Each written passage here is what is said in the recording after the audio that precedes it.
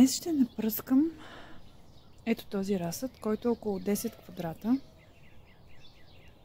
Това са домати. Тук накрая има малко тиквички, пъпеши, салатки, цветя някакви. Но наблягаме на домата. Пръскането е за него. Така. Ще го напръскаме с Вълтан, Нимазал, Натуралис, Фитосеф. Ето сега прибавям около 2 мл Нимазал. Може и малко повече да пада, но сега не може как толкова точно с тази мерилчица. Ето как изглежда и Натуралиса. Маслена емулсия. Боверия пасиан. Така, сипваме го и него.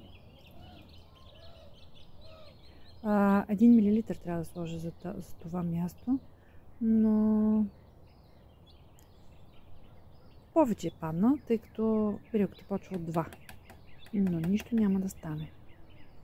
Нищо опасно няма за разсъда. И накрая добавям Вълтана, който е 2 мл и добавих вода в чашката догоре, за да го разтворя, тъй като е много гъст. Като Натуралиса го слагам за първ път. Слагам го, защото е поливан разсъда преди около час. Все още е влажен, на Натуралиса му трябва влага.